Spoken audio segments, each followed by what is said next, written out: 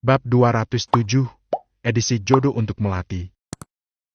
Zafran merasakan tubuhnya membeku sejak memasuki ruangan Alfian. Meski begitu, ia tetap berusaha untuk profesional dan menjalankan tugasnya. 2 jam mereka habiskan di ruangan, membicarakan kerja sama bisnis yang akan disepakati oleh 2 perusahaan itu. Sepanjang pembicaraan itu, Alfian banyak diam. Lebih tepatnya masih sedikit kesal dengan ulah lelaki itu beberapa tahun lalu. Zafran, kamu duluan saja. Saya masih ada hal penting yang mau dibicarakan dengan Pak Alfian. Ucap Darren, sesaat setelahnya. Zafran mengangguk patuh. Baik, Pak. Kebetulan saya masih ada pertemuan di luar. Baik kalau begitu. Zafran berpamitan. Sejak tadi ia terlihat sedikit kaku dan ragu. Tidak seperti dirinya yang selama ini begitu percaya diri jika berhadapan dengan rekan bisnis. Sebuah kafe yang terdapat di pusat kota menjadi pilihan Alfian dan Darren untuk menghabiskan waktu, setelah sebelumnya mampir ke masjid untuk menjalankan salat asyar. Oh ya, bagaimana kabar saudaramu, Galih, yang dulu sering ribut dengan Lian? Tanya Darren, tiba-tiba teringat dengan sepupu Alfian itu. Untuk sementara Galih tinggal di Makassar untuk mengawasi proyek. Sepertinya dia betah tinggal di sana. Aku juga dulu betah saat tinggal di sana. Tempatnya menyenangkan. Darren menyeruput secangkir kopi. Oh ya, Al, kamu tidak bercanda kalau keluarga Abah akan pulang ke Makassar malam ini, kan? Kenapa aku harus bercanda? Alfian menautkan kedua alisnya. Kalau begitu malam ini aku mau main ke rumahmu. Setidaknya aku bisa bertemu keluarga Abah sebelum mereka kembali. Apa kamu tidak keberatan? Sudut bibir Alfian melengkung membentuk senyuman. Boleh, dengan senang hati. Baiklah, aku akan datang malam ini. Untuk bertemu Abah atau anaknya? Sambung Alfian setelah mampu menebak pergerakan Darren. Semuanya. Aku kenal baik dengan keluarga Abah. Aku juga berteman baik dengan Raihan. Ucapnya. Oh, aku pikir ada tujuan lain. Darren membuang napas panjang. Ia bukanlah sosok lelaki yang suka bertele-tele. Lebih baik ia berterus terang dan meminta saran dari Alfian. Kamu bilang, Melati belum menikah, kan? Memang belum? Belum ada yang lamar juga? Belum? Sahut Alfian singkat. Melalui ucapan Darren, ia sudah menebak apa isi kepala lelaki itu. Tapi kalau mau pendekatan dulu, apa kamu sudah yakin, bro? Why not? Bukankah kita harus mencari jodoh yang berasal dari keluarga yang baik? Ya benar, tapi ada yang perlu kamu tahu. Soal apa? Alfian terdiam sejenak. Tampak ragu, namun ia merasa perlu memberitahu Darren sebelum lelaki itu melangkah ke tahap yang lebih serius. Aku harap kamu bisa memikirkannya dengan bijak. Ini mungkin akan membuat kamu sedikit terkejut. Tentang apa? Tanyanya, semakin penasaran. Beberapa tahun lalu, Melati sempat akan menikah dengan seorang laki-laki yang mengajaknya ta'aruf. Tapi, di hari pernikahan laki-laki itu tidak datang. Umi bilang Melati memakai pakaian pengantinnya selama 3 hari untuk menunggu calon suaminya. Tapi laki itu tetap tidak datang dan tidak memberi kabar. Astagfirullah. Sekujur tubuh Darren terasa memanas mendengar barisan kalimat yang terucap oleh Alfian. Tapi apa alasannya tidak datang? Kenapa tidak membatalkan sebelum hari pernikahan digelar? Ceritanya panjang, bro. Katanya dia diancam ibunya, kalau nekat menikahi Melati, maka dia akan melihat mayat ibunya. Astagfirullah, ini lebih gila lagi. Tapi, meskipun berada di bawah ancaman ibunya, laki-laki itu tetap salah. Apa dia tidak bisa memberi kabar? Itulah yang membuat Melati hancur. Kata Umi, Raihan pernah membawa Melati untuk menyusul calon suaminya. Calon suaminya tinggal di kota ini. Tapi, saat sampai di rumah itu, mereka malah dihina dan diusir.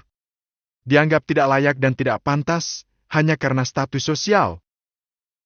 Sepasang mata Darren terpejam. Sejak saat itu Melati mengalami tekanan batin, sampai akhirnya trauma dan depresi. Sekarang Melati sudah mulai pulih. Sebenarnya, dia tinggal di rumahku untuk menjalani pengobatan. Kasihan Melati. Jadi bagaimana kondisinya sekarang? Alhamdulillah, sudah jauh lebih baik.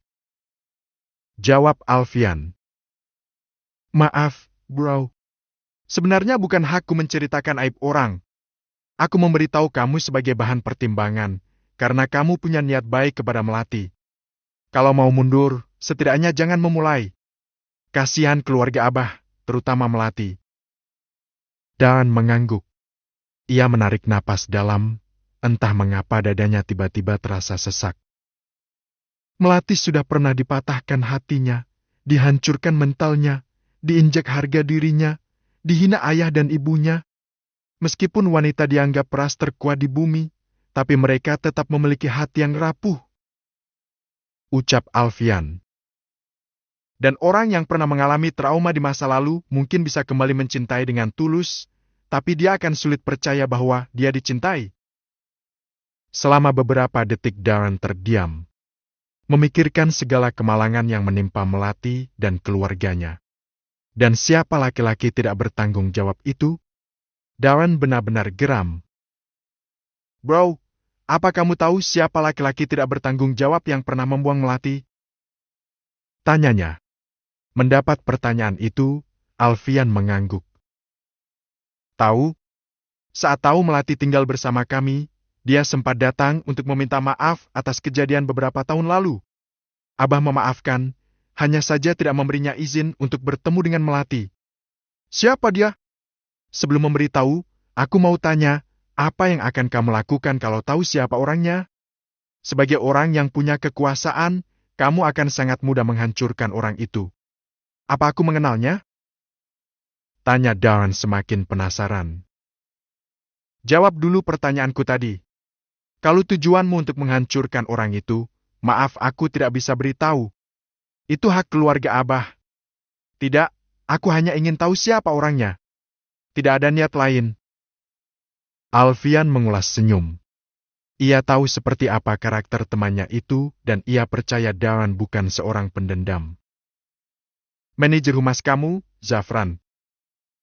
Kelopak mata Darren melebar saat itu juga. Apa yang didengar Darren dari Alfian membuat lelaki itu merasa sedih. Tidak dapat ia bayangkan bagaimana perasaan Abah dan keluarganya. Sebab setahunya, Melati seperti permata bagi keluarganya. Kini, lelaki itu sedang menyusuri toko-toko di sebuah pusat perbelanjaan. Niatnya untuk membeli kenang-kenangan untuk Abah sebelum pulang. Namun, langkah lelaki itu terhenti saat pandangannya menangkap sosok tak asing yang sedang berada di sebuah toko pakaian Muslim. Umi, Tante Feni? Ia bergumam pelan sambil mengedarkan pandangan ke sekitar. Tak begitu jauh dari tempat dua wanita itu ada Melati yang sedang memilih sepatu bersama Bian. Yang ini suka? Tanya Melati, memasangkan sepasang sepatu di kaki mungil anak perempuan itu. Suka. Ini aja ya, Tante? Boleh, sayang. Selama beberapa saat Darren terpaku. Kelembutan Melati terhadap anak-anak membuatnya kagum. Assalamualaikum. Darren lantas mendekat dan menyapa. Waalaikumsalam. Melati langsung bangkit dari posisi berjongkok sambil menundukkan pandangan. Kamu Melati, kan? Iya, Mas. Wanita itu menjawab ragu. Saya Darren, yang pernah tinggal di pesantren dan dididik Abah kamu. Mungkin kamu sudah lupa. Oh ya, tadi kita bertemu di kantornya Alfian. Maaf, saya tidak menyapa kamu karena takut salah orang. Lagi pula, kamu juga tidak mengenali saya. Ucap Darren panjang lebar. Maaf, Mas. Saya tidak tahu, karena sudah cukup lama. Ia masih menunduk, sambil berusaha menajamkan ingatan tentang sosok lelaki itu. Oh ya, bagaimana kabar Umi, Abah dan Raihan? Alhamdulillah, baik, Kak. Ayo, Mel. Kamu sudah selesai, kan? Suara Mama Feni tiba-tiba muncul di belakang punggung Darren, membuat lelaki itu menoleh. Loh, Dan?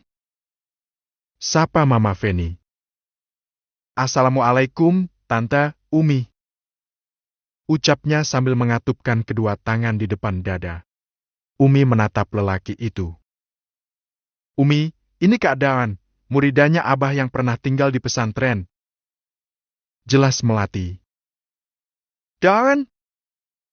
Umi terdiam sejenak sambil berusaha mengingat-ingat. Oh, astagfirullah. Maafkan Umi, Nak Dan. Umi tidak mengali kamu. Kamu sudah dewasa sekarang dan kita lama tidak bertemu. Iya, Umi. Kebetulan saya sedang lewat dan tidak sengaja melihat Melati.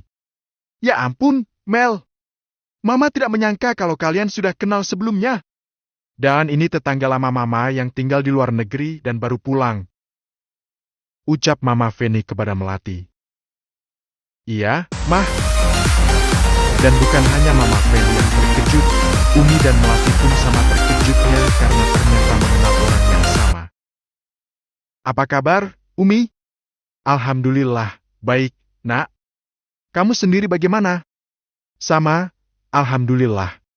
Oh ya, saya dengar dari Alfian bahwa sekarang Umi dan keluarga berada di rumah Alfian. Ya, tapi malam ini kami akan pulang ke Makassar. Dan mengangguk sambil tersenyum. Tante, kalau tidak keberatan, malam ini saya mau bertamu ke rumah Alfian. Sekalian mau bertemu dengan Abah dan Raihan sebelum pulang ke Makassar. Ucap Darren. Saya juga sudah bilang Alfian tadi. Dengan senang hati. Pintu rumah kami semua selalu terbuka untuk kamu. Sahut Mama Feni ramah.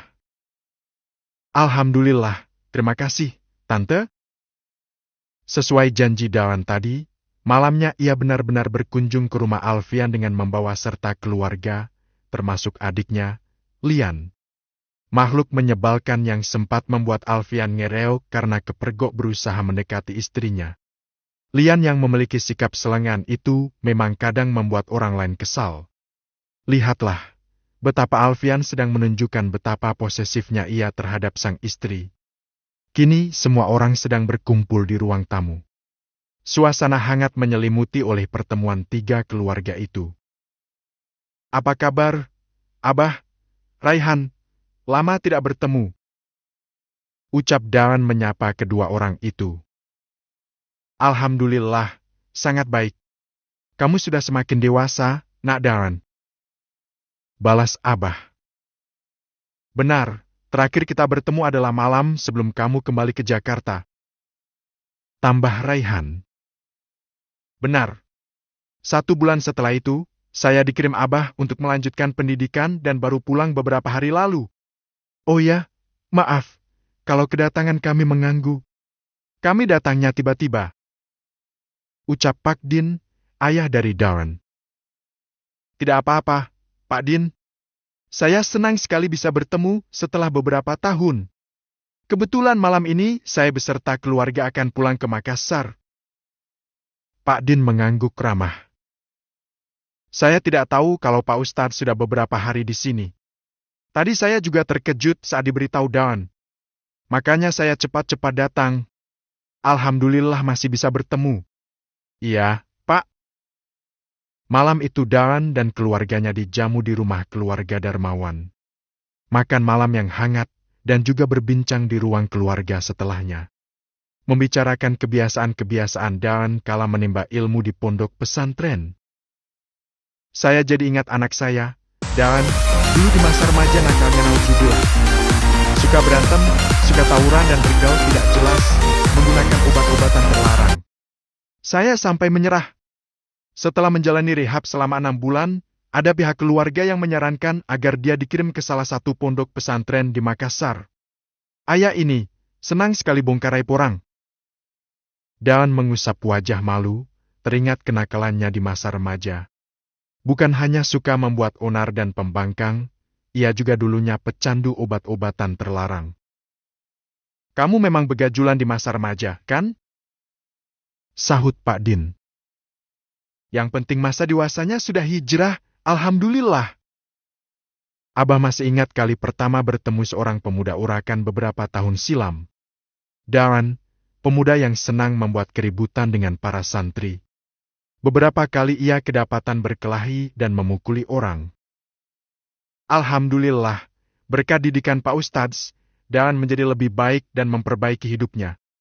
Setelah beberapa tahun tinggal di pondok pesantren, akhirnya saya kirim dia ke luar negeri untuk menyelesaikan pendidikannya.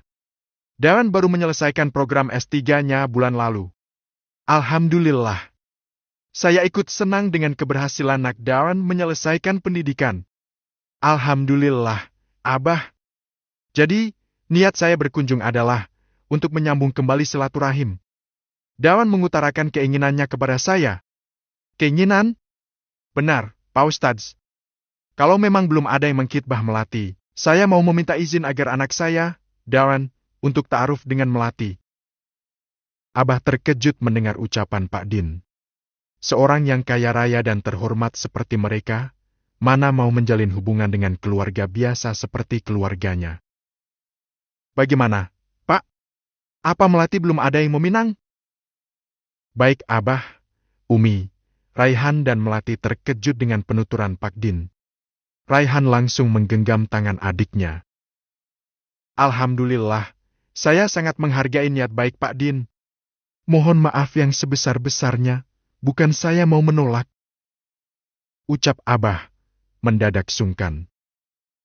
Tapi, untuk saat ini anak kami, Melati, masih menjalani psikoterapi sebagai upaya untuk penyembuhan atas trauma psikis yang pernah dialaminya. Keberadaan Melati di rumah keluarga Darmawan sebenarnya adalah karena kebaikan keluarga ini yang ikhlas membantu kami, terutama Melati. Beberapa tahun lalu Melati mengalami kejadian yang benar-benar mengguncang jiwanya, sampai mengalami trauma dan depresi berat. Dan sudah beberapa tahun ini juga menjalani pengobatan. Ada baiknya Nak Dawan dan keluarga pikir-pikir dulu sebelum melanjutkan ke tahap yang lebih serius. Seperti inilah keadaan Melati yang sebenarnya. Jika Abah mengira Dawan akan mundur seperti beberapa lelaki yang sebelumnya pernah melamar Melati setelah mengetahui kondisi kejiwaannya, maka salah besar. Karena kini Dawan malah mengulas senyum tipis. Saya sudah tahu semuanya, Abah. Alfian sudah menceritakan kepada saya tadi. Raihan, Abah dan Umi menatap lelaki itu. Niat saya insya Allah tidak akan berubah. Secepatnya kami sekeluarga akan bersilaturahim ke rumah Abah dan meminang Melati secara resmi untuk menjadi teman hidup saya. Abah kehilangan kata-kata. Entah harus bahagia atau sedih. Hatinya masih diselimuti keraguan tentang adakah keluarga yang tulus menerima putrinya dengan riwayat trauma mendalam yang pernah dialaminya. Sebelum itu, apa boleh Abah tahu apa yang membuat Nak Dawan seyakin ini? Kami hanya orang yang berasal dari keluarga biasa. Kami benar-benar tidak sepadan. Selain itu, di luar sana mungkin ada banyak wanita yang jauh lebih siap secara lahir dan batin. Sudut bibir Dawan kembali melukis senyum. Menikah adalah ibadah terlama dan terpanjang dalam hidup. Saya memilih Melati untuk menjalani ibadah terpanjang itu bersama saya, dan insya Allah, dia akan menjadi jalan saya untuk mencapai ridha dan surga Allah.